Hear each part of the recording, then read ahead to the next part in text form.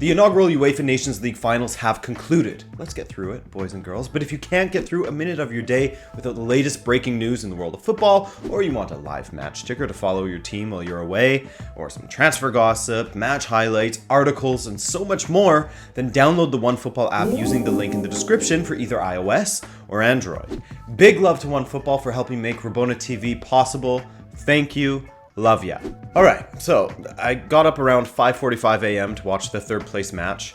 A mistake perhaps, but hey, I'm committed. So England versus Switzerland. Well, it was really nice to see that both teams took this match seriously and played their best 11s. I mean, England did make a ton of changes, but some of them were things that the English fans wanted from the start, such as Alexander-Arnold and Joe Gomez added to the back line, Lingard and Dier added to the midfield. Not sure anyone's calling for Dyer, sorry, I always say Dier, and both Ali and Kane getting the start up front. Switzerland also made a couple of changes, most notably to their shape, but adding Elvedi and Fernandes to their 11. Edmilson Fernandes. England started as the better team, carving out a couple of decent opportunities early, the second of which Sterling really should have finished off, but the more that time went on, the more Switzerland came into the match, at least in the first half, and posed a bit of a threat. And we saw Maguire pose a threat to his own back line with a couple of poor passes, foreshadowing, stay tuned. Or do yourself a favor and don't, because this match was trash, man, I'll tell you now. Again, Sterling blew an opportunity when Alexander-Arnold played a perfect ball in. Maybe he was offside anyway, though, so he could have saved some blushes there. Then TAA whipped in a beautiful ball to Ali, and he blew that opportunity as well. At this point, it seemed like England were falling into the trap of the more you miss, the more likely the other team is to score a goal against the run of play. But having said that, Switzerland were getting some okay looks when they would attack, with tons of room down the flanks for the Swiss attackers to run into, but no real meaningful strikes on goal. It sometimes felt like both teams hated the idea of scoring. The second half was a little better. A deflected cross went off the Swiss post, then Xhaka went the other way and forced a save out of Pickford. It seemed promising, but still no goals. And my god, the atmosphere was dead in the second half. The English fans weren't even bothering with their "Come on England, come on England." You could actually perfectly hear Fabian Delph's screams, which was, I guess, a bit of fun. Captain Delph later on. And then I finally woke up from my slumber in the second half as Callum Wilson scored in the 83rd minute. Yes! No more extra time! Except Wilson fouled a Swiss defender on the way, so the goal didn't stand. Extra time came, where Sterling and England blew a couple more opportunities, though they did force an excellent save from Sommer. Header from Delhi, again. The Swiss offered a whole lot of nothing going forward, and England really took control in extra time, with Sterling hitting the bar, blah blah blah blah blah. It was shootout time. This match caused physical pain to watch, man. I'm sorry for rushing through it, but there is absolutely nothing to talk about. More boring than the Champions League final, in my opinion. But hey, the penalties, to be fair, were quality. Especially enjoyed Ross Barkley's as he put a little Dijon on that run-up. Akanji's was a beauty, and then finally Pickford stepped up to take the fifth, and he leathered it, man. Absolutely crushed the ball. And then he later saved Dermich's penalty. England get third. They were the better team across the entirety of the match, so a deserved win for them. 2 shootout victories in a row. Tides are turning for England in regards to shootouts. Now, I'm going to go watch Portugal versus Netherlands, and whatever happens, I just pray it's more entertaining than the third place playoff. See you in a sec. Oh,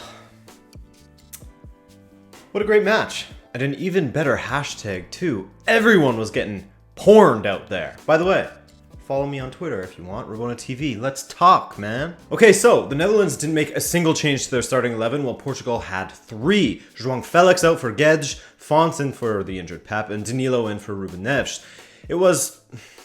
I mean, it's what we've come to expect from Sounds. It makes sense to have the 2 holding midfielders, I guess, seeing how easily the Netherlands bossed the midfield in their semi against England, and also it provided a little extra defensive coverage with Pep being out, which was probably a good idea in the end, especially in hindsight. But when I first saw the lineup, I was a little, The opening exchanges were really bogged down by fouls until Bernardo was trying to bust in between 2 defenders and was brought down, but it was a fair challenge according to the referee.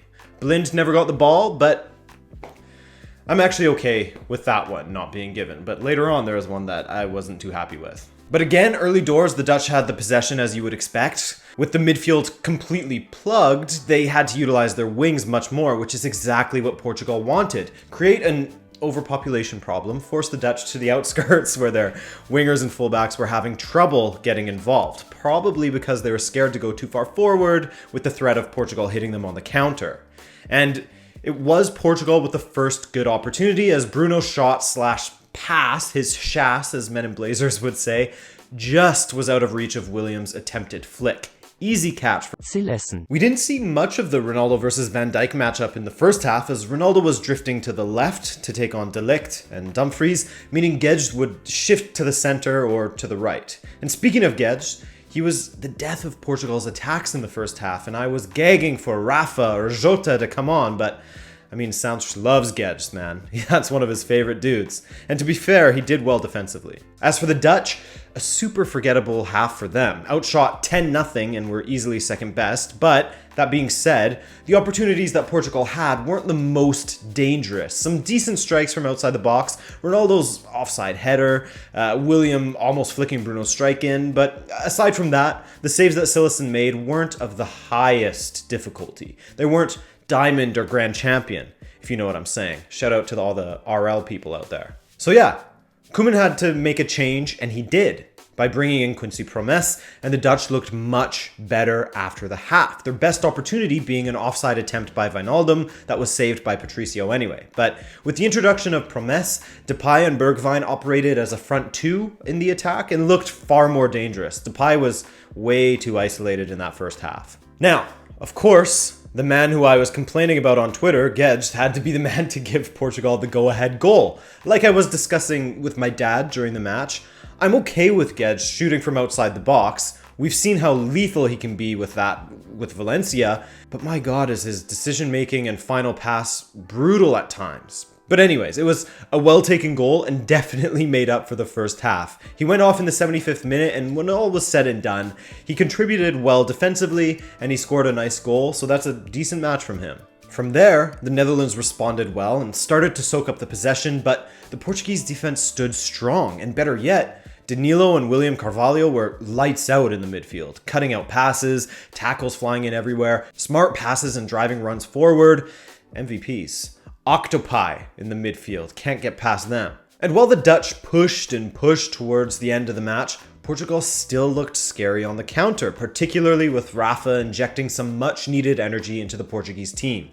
Guy's a baller. Supersonico! The Dutch thought they should have had a penalty when Ruben Dias and Luc de Jong were grappling. The Portuguese thought that they should have had a penalty when Moutinho was brought down in the box. And this is where VAR doesn't make much sense to me. Clearly contact when Moutinho was taken down, so if Zuber barely getting touched by Semedo as a penalty in Portugal versus Switzerland, why was Moutinho getting taken down with some contact now not enough for a penalty? There seems to be some double standards that still crop up with VAR. So the people that hate VAR, hey, at least you still have either, if you want to call it human error, or sort of the human decision at the end of it all, right? But in the end, it didn't matter. It was Portugal who were the history makers as they became the first ever team to win the UEFA Nations League trophy. I gotta say, I was hard on Santos in my last video, but he got it right for the most part here.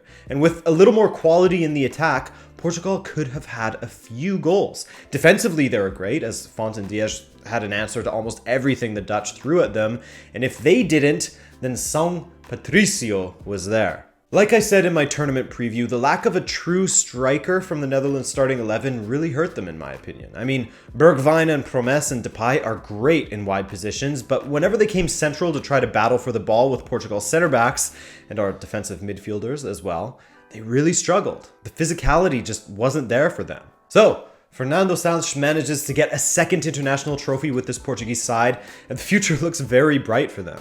That said, the future also looks bright for this Dutch team. If they had a legitimate striker to complement the rest of the team, they'll start taking names. Okay, and some of you are wondering, how did I do as far as predictions in this tournament? Well, I went 3 for 4. The only one I got wrong was England making it to the final, but the rest I got right. How did your predictions go? What did you think of the tournament in general? Do you like the UEFA Nations League? Do you dislike it? Let me know. If you appreciated the video, then a like is appreciated by me. Hell, a subscription is just taking things too far too soon in our relationship. But fuck it, let's do it anyways. Regardless, thanks for taking the time to watch this video. That's it for the UEFA Nations League. Let's move on to the 1 million other competitions from this summer, as well as some transfer talk this week, etc, etc. I'm Adrian, this is Rabona TV. Love ya, and take care.